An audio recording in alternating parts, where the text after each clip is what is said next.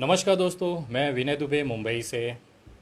आज मैं हूँ उस जगह पे जो क्रांति का जनक है, जहाँ से पूरे देश की राजनीति तय की जाती है। और इसी एक जगह एक ऐसा बागी व्यक्ति रहता है जिन्होंने आज देश की उस ताकतवर इंसान की कुर्सी गर्म करके रखी है जो न बैठ पा रहा है न खड़े हो पा रहा है। मैं हूँ बनारस की उसकी नगरिया, और आज बात होने वाली है उस बाहुबली की जिसे सोशल मीडिया पे आप कहते हैं बनारस वाले मिश्रा जी। आज मैं भैया का स्वागत करता हूँ इस फेसबुक लाइव पे कि आज मुझे मौका मिला है भैया का आशीर्वाद लेने के लिए। और सबसे खुशी है कि ये मेरे प्रेरणा स्रोत रहे हैं हमेशा से। विनय दुबे कहीं ना कहीं इनका जहाँ ये छोड़ देते हैं इसके आगे गरियाते नहीं हैं, मैं आगे पेल के चला जाता हूँ। तो आज बात करूँगा, आज खुली तौर पे सीधी सीधी बात होगी, कुछ सवाल होंगे कुछ जवाब होंगे। और कोशिश है मेरी कि जो चीज़ आप लोगों ने आज तक इनके मुंह से ना सुनी है वो सुनवाने की कोशिश की जाए। भैया जी, सबसे पहले तो पाए लागी। जी जी प्रणाम। और विनय भैया, आपका बनारस बाबा काशी विश्वनाथ के नगरी में हार्दिक स्वागत अभिनंदन है। आप जैसे क्रांतिकारी साथियों से मिल करके बनारस की भूमि जो है अपने आप को भी जो है बड़ा गर्व महसूस करती होगी कि एक ब्राह्मण पुत्र जो महाराष्ट्र के अंदर जो है उत्तर भारतीयों के सम्मान और मर्यादा के लिए जो है लड़ाई लड़ता है। और आज बनारस उत्तर भारतीयों का जो सबसे प्रमुख धार्मिक स्थल है, बाबा विश्वनाथ का आंगन है, उसमें आपका हार्दिक स्वागत अभिनंदन है। और दूसरी बात ये रही कि आपने कहा कि ये बनारस जो है नरेंद्र मोदी जी का संसदीय क्षेत्र है, तो निश्चित रूप से। और आपने ये कहा कि प्रेरणा स्रोत हैं हम, लेकिन ये आपकी महानता है और ये आपका बड़कपना है। और यही एक बड़ा बनारस की एक भाईचारे और एकता की एक बड़ी मिसाल है, जिसको हम और आप महाराष्ट्र के वीर भूमि से जो है उत्तर भारतीयों के लिए जो है संघर्ष करते हैं। और हमारा इत्तेफाक और बदनसीबी ये है कि मैं अपने ही घर में अपने अधिकार और हुकूक से जो है नरेंद्र मोदी और योगी जैसे जो है जल्लादों से लड़ते हुए जो है वो हम लोग संघर्ष कर रहे हैं। रही बात ये कि आपके सारे संघर्ष को पूरा उत्तर प्रदेश, पूरा बिहार, पूरा भारत जो है बड़े शान से देखता है। और मैं भी कभी कभी आपको जब देखता हूँ, मैं एकदम फैक्ट बात कह रहा हूँ कि मैं भी जब विनय दुबे को कभी कभी देखता हूँ तो एक नौजवानों का जो एक ताकत होता है, एक रुतबा जो होता है, यानी गूंगा कोई नौजवान ना हो, और गूंगा जो नौजवान मुझे जो है पसंद नहीं है। तो मैं विनय दुबे जी आपको बहुत ज़्यादा प्यार करता हूं और आपका सम्मान करता हूं कि नौजवानी की एक जो तेवर और एक जो लहर होती है वो आपके अंदर है। निश्चित रूप से बाबा विश्वनाथ का आशीर्वाद होगा आपके। भैया, आप गरियाते भी हैं कि नहीं गरियाते हैं? नहीं, गरियाते हैं, बहुत बाकायदे आपकी गरियाते हैं। पसंदीदा गाली कौन सी है? लेकिन थोड़ा संभाल के।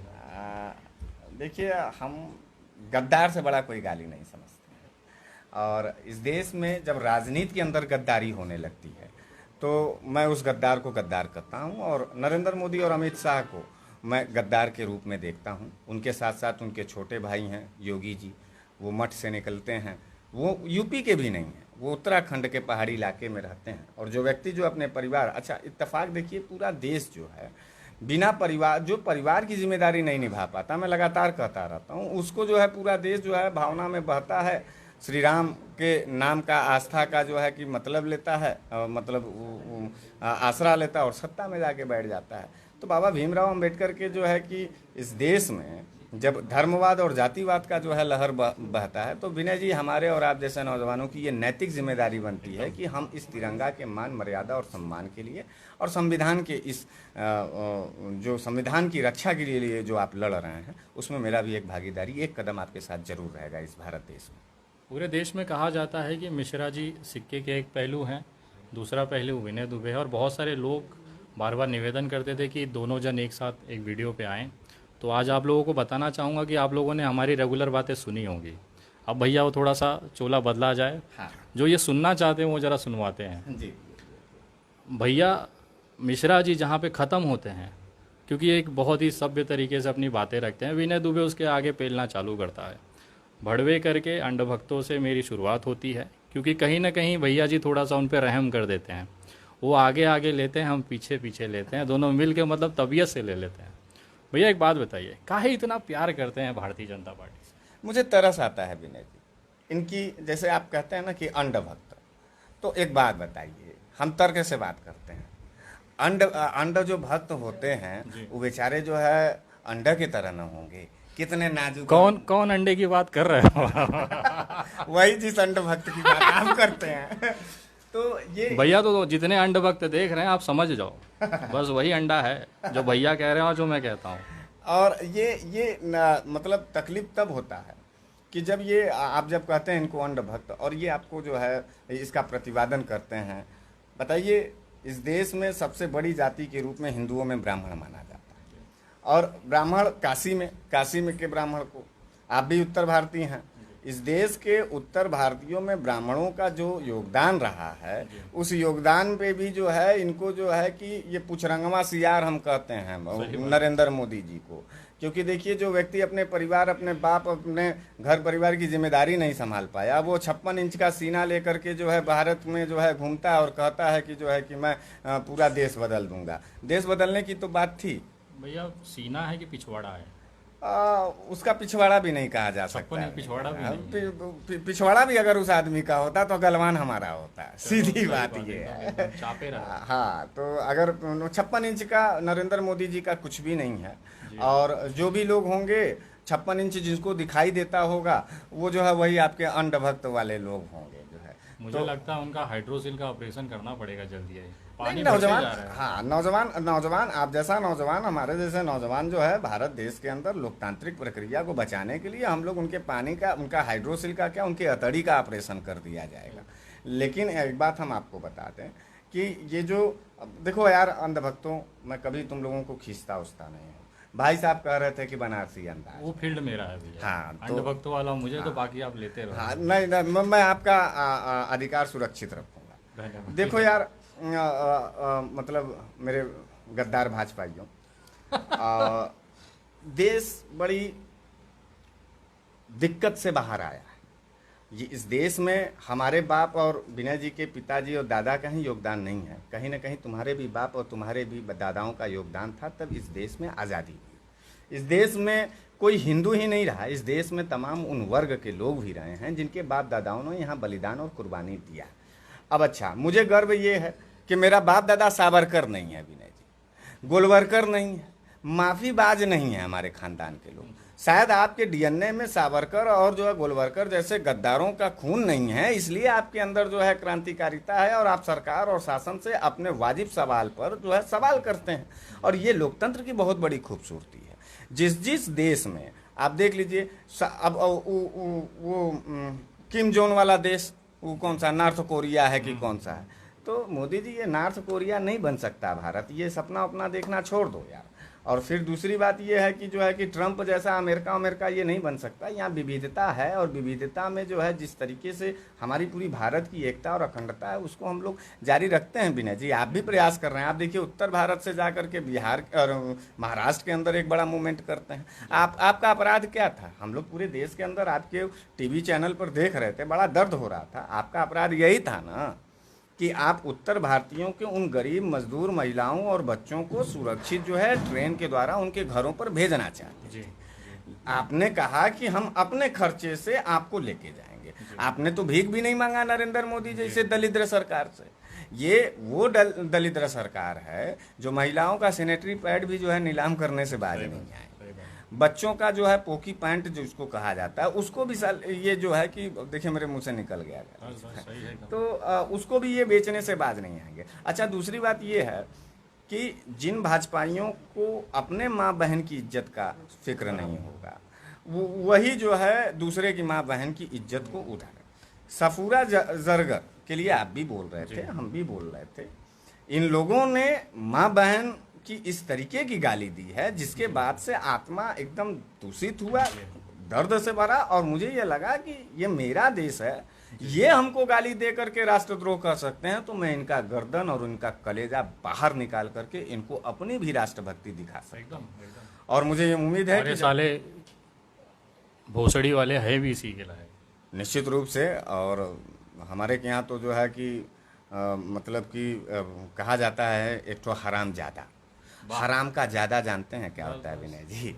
हराम का ज़्यादा ये होता है कि जिसका ना माने हरामी में पैदाइश के।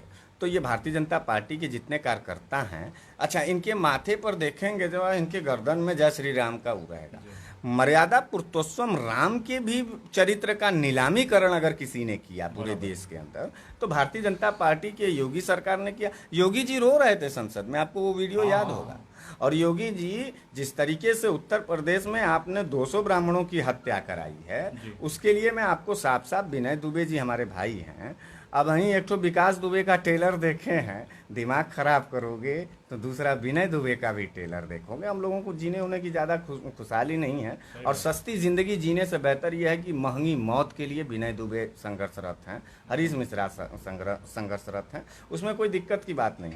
लेकिन आपको हम बता दें योगी जी, और जो वो ब्राह्मण परिवार, आपको एक बात और बता दें विनय जी, आपको जो गाली सोशल मीडिया पर ब्राह्मणों के आईडी से मिलती है, ये IT cell Bharatiya Janata party का फर्जी आईडी होता है, जो पांडे, मिश्रा और तिवारी लगा करके हमको गाली देते हैं।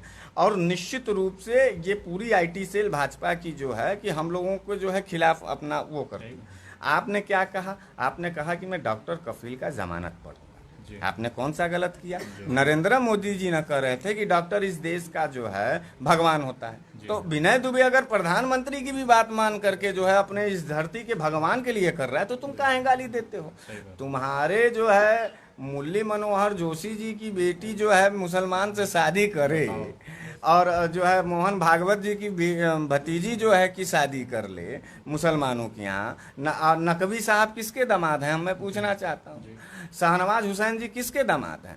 इनके घर की जो बेटियां हैं वो मुसलमानों के यहाँ जाएं, और हम और आप मुसलमानों को अपने गले न लगाएं, यही इनका जो है तड़पड़ाहट है। तो इस देश की लोग, मतलब ये मामा बन जाए चल जाएगा। हाँ, और हम उनको मिठाई भी ना खिलाएं ईद में। हाँ, ये नहीं, अब इनको ये जो है जीजा बनाएंगे साफ साफ। हाँ, मने शाहनवाज हुसैन हिंदुओं के जीजा हो सकते हैं, लेकिन हमारा पड़ोसी शाहनवाज हुसैन नहीं हो सकता। हम ईद और दिवाली एक साथ नहीं मना सकते।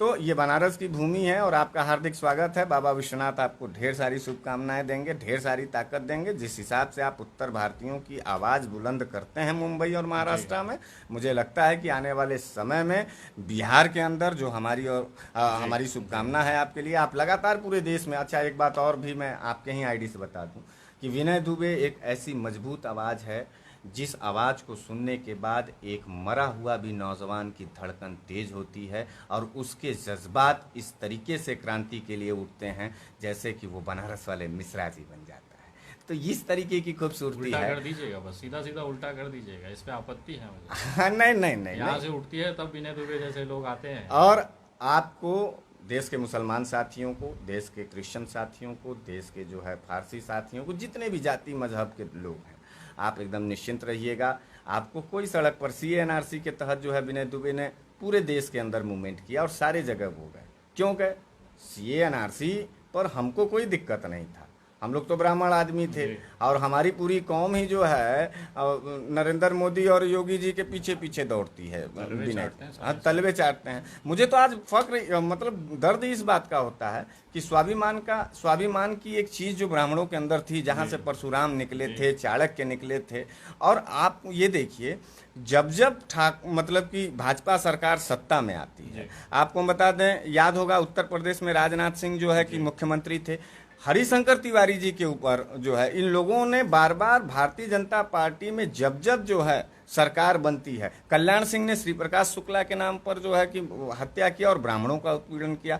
अब योगी जी जो है यहाँ उत्तर प्रदेश के अंदर विकास दुबे की हत्या करके जो है, अब कह रहे हैं विकास दुबे, माने जो लोग भी विकास दुबे की बात, माने ब्राह्मणों की हत्या की बात कर रहे हैं, उनको सीधे सीधे ये अंधभक्त जो है जोड़ देते हैं, कहते हैं कि वो तो अपराधी था। हम ये पूछना चाहते हैं कि एक न विकास दुबे अपराधी था कि 200 जो हत्याएं हुए उसका।